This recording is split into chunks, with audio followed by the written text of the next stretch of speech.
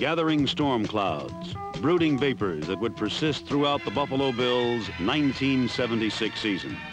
After 3 consecutive winning campaigns, the Bills suffered through a torrent of torment.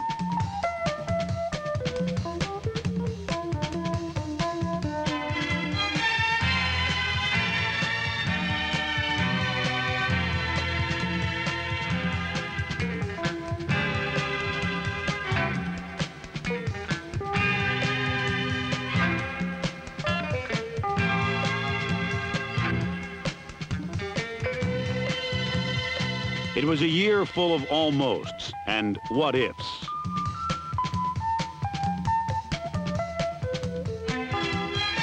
Wounded spirit joined physical pain in grim alliance.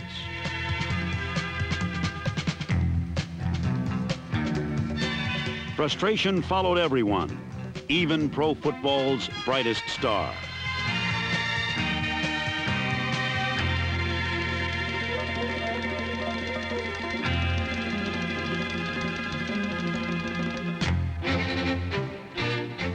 But from the rags grew riches, flashes of excellence that serve as signposts to a brighter tomorrow.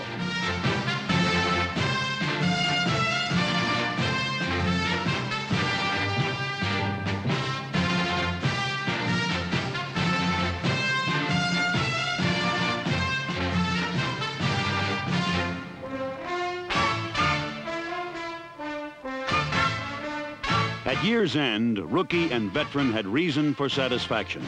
They had endured, bruised but not beaten, secure in the knowledge that for Buffalo, there will be a new day dawning.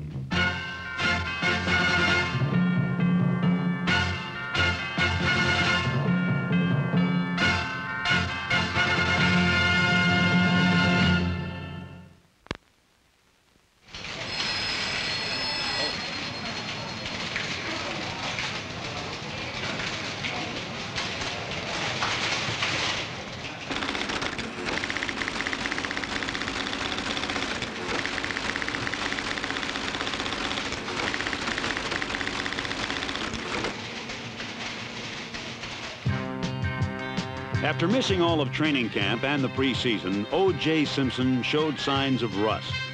With the Dolphins as opposition, the Bills could not wait for O.J. to get his sea legs. They turned to fullback Jim Braxton. Shockingly, on the 3rd play of the game, Braxton was felled by a season-ending knee injury. Rushed into the breach, Simpson's idleness was not evident when natural instinct persevered over sore muscles.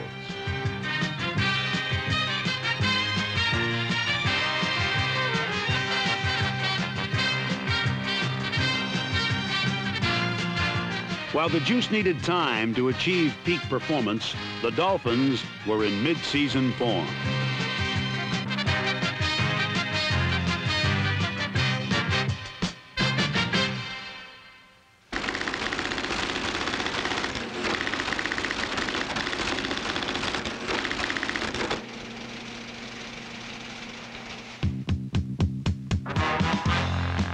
In tropical Tampa, Buffalo found the juice still had not completely thawed. However, an overworked defense made 2 Joe Ferguson touchdown passes stand up for a narrow victory.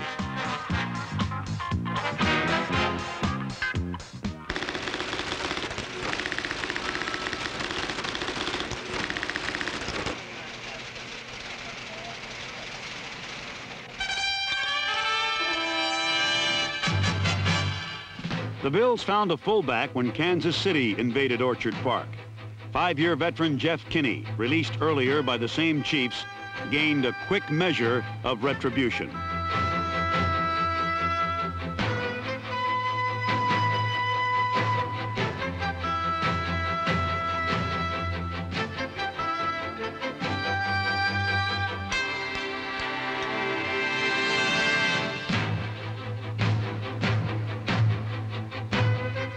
While Kinney dissected the Chiefs on the ground, quarterback Ferguson did likewise through the air.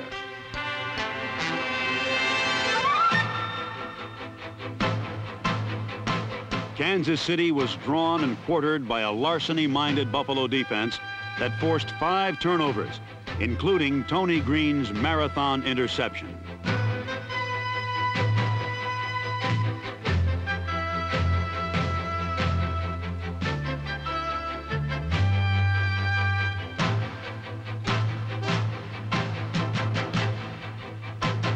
Green's return of 101 yards was the longest of the season in the NFL, set a new club record, and provided a fitting finish for the enthused but exhausted Bills.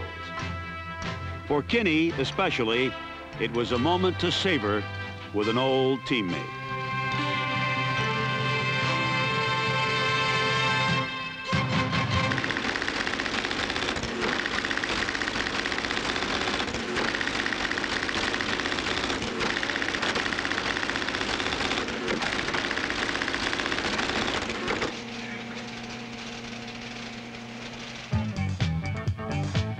Jim Ringo's pro debut came against the toughest team in the division, the Baltimore Colts. For 3 periods, the Bills pressed the playoff-bound Colts, trailing by less than a touchdown.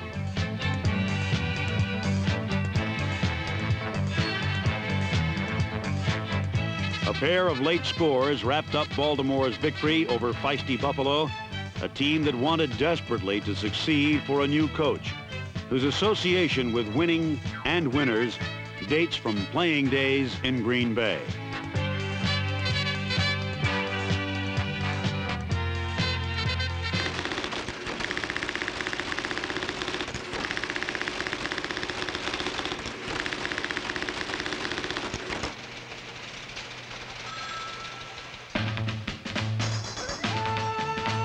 The loss of Joe Ferguson changed the complexion of the Patriot game and the season. The Buffalo defense was forced into an offensive role, briefly successful when rookie cornerback Keith Moody pilfered the first pass of his pro career.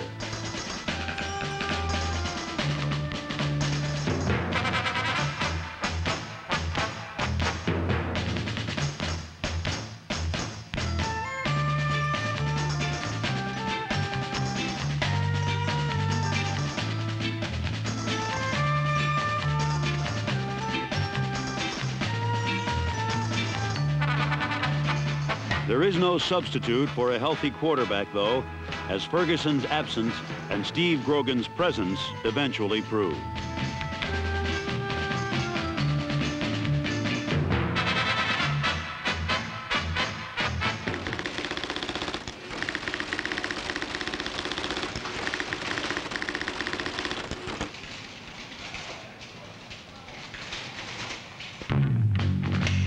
The Cowboys' routine roundup failed to materialize at Texas Stadium. The Bills became the hunters, and the Dallas offense the hunted.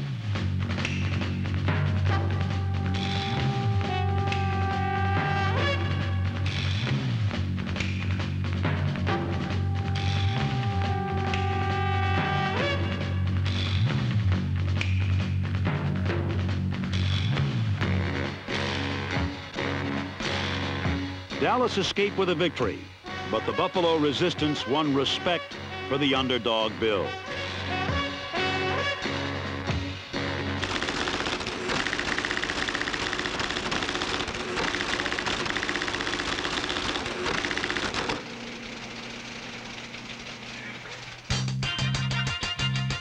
While millions of Americans digested Thanksgiving turkey, the Lions also found success easy to swallow.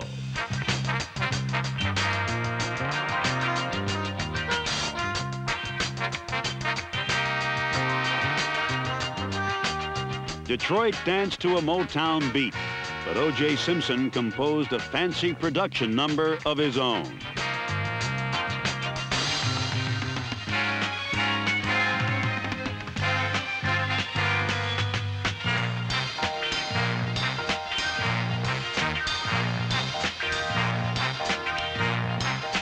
In the fourth quarter, Simpson destroyed his own single-game rushing record, the opening salvo in a 3-week assault that produced an astounding 647 yards and sent statisticians scurrying to the record book.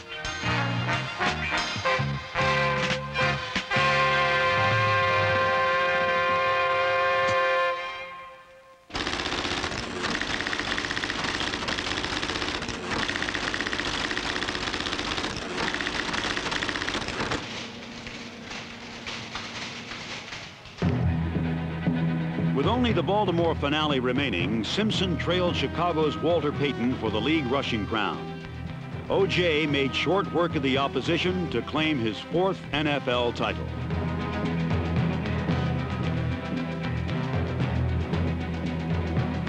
Simpson's 171-yard day was not enough to corral the opportunistic Colts, who turned Buffalo mistakes into Baltimore touchdowns.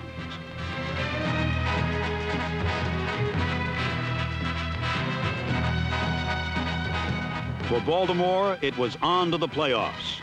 Not so for the Bills. Their dreams and ambitions must await a tomorrow.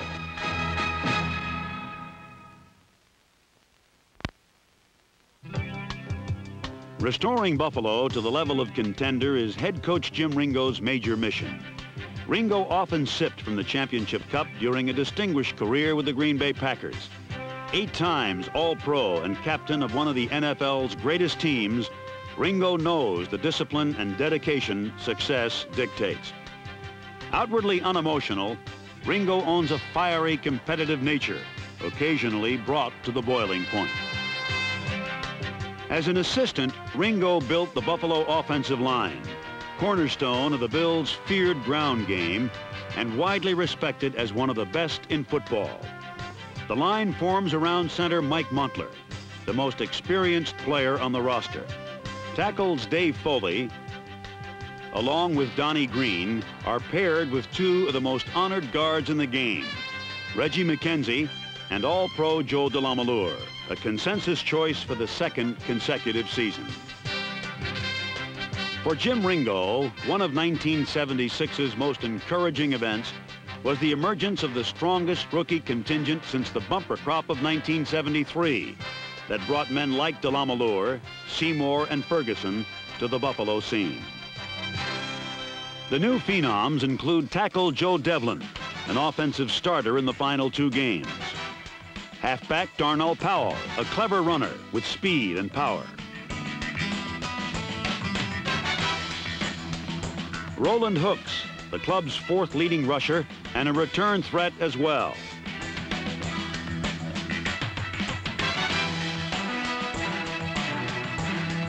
Keith Moody, a late draft choice who finished 2nd in interceptions and led in punt returns.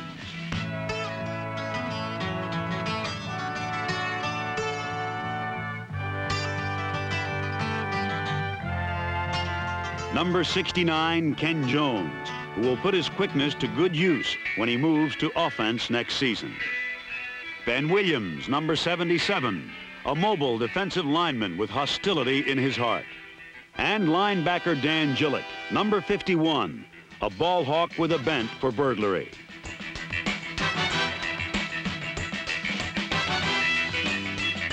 Prominent among the youngsters is cornerback Mario Clark, who lived up to his advanced billing in every department. Gaining admirers with each passing week, Mario was named to the NFL's all-rookie team at year's end.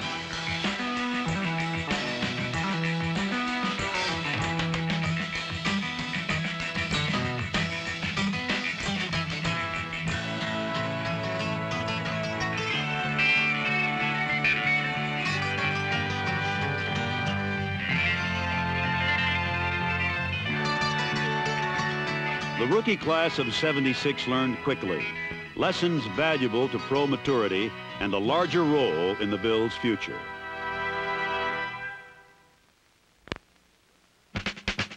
For the first time in 3 years, Oakland's Ray Guy did not lead the league in punting. Buffalo's Marv Bateman was the NFL's Thunderfoot with a 43.3 average. Bateman also had the longest punt of the season, a 78-yarder against Houston.